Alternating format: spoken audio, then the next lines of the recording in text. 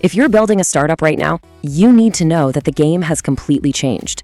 I mean, scaling to $100 million in revenue, that's not some far-off dream anymore. It's happening at a speed that's just mind-blowing. So how are they doing it? Well, we went deep. We studied the companies that exploded in 2025 and 2026 to figure out their exact playbook. Okay, let's just start with a number that is almost hard to process. $1 billion. That's the annual recurring revenue, the ARR, that a company called Cursor hit in under 3 years. I mean, that's not just impressive, it totally shatters what we thought was possible for how fast a company can scale. And if that wasn't enough, then you've got Sierra. They hit $100 million in ARR in just 7 quarters. 7. That's less than 2 years. We're not talking about simple growth here. This is a totally different kind of velocity. It's escape velocity. So this, of course, brings us to the most important question of all. How are they doing this, right? How are these companies doing in a couple of years what used to take a full decade? Well, it's not luck and it's not magic. There is a playbook, and we are about to break it all down. So we've looked at all their moves, we've analyzed their strategies, and we boiled it all down to 5 core patterns that pop up again and again. And this isn't just theory, okay? This is a practical roadmap based on what the absolute winners are doing right now. So, you ready? Let's dive in. So pattern number 1, it's all about getting to product market fit at hyperspeed. You know, that magical point where you know you're building something people desperately need. The old method of building in a secret garage for 2 years, yeah, that's a death sentence now. Today's winners, they get a product, a real one, into users' hands almost immediately. And this quote right here, it just says it all. For these new companies, the launch isn't the finish line, it's the starting gun. It's day 1 of learning, iterating, and getting better at lightning speed. Because, as it says, that building in silence phase, that's where startups go to die. So the playbook for speed is brutally simple. You launch a good enough version in weeks, not years. You get it in front of people who will actually pay for it or use it heavily, like right now. And then you have to be ruthless. You pour gasoline on what's working and you kill everything else that isn't. No hesitation. Okay, so once you've got that first flicker of product market fit, the next pattern is about turning that spark into an absolute inferno. And that brings us to the big one, the A wave. It is absolutely not a coincidence that nearly every hypergrowth company we're seeing is riding this massive, massive tailwind. They are built on AI from day 1. I mean, just look at this. You've got Cursor using AI to transform coding. You have Sierra deploying AI agents for huge businesses. And then Cognition, building an AI that can literally be a software engineer. You see the pattern? For them, AI isn't just a cool feature. It is the entire foundation of the company.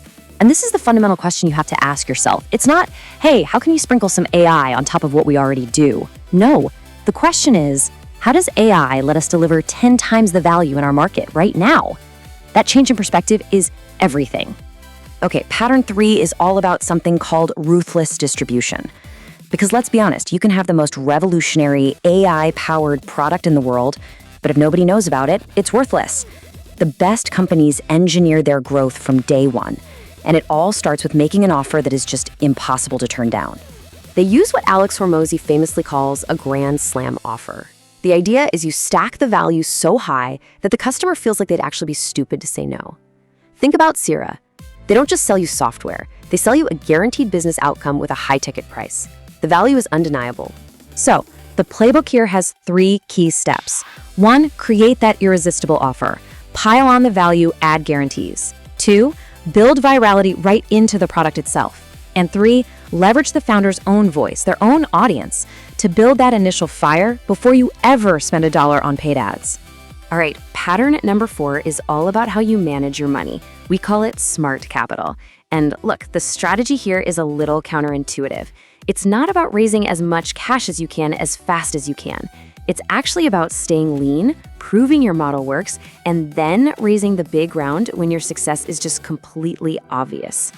See, the smart way is to raise capital based on your traction. You wait until your metrics are screaming that your success is inevitable, and then you use that money for acceleration, not survival.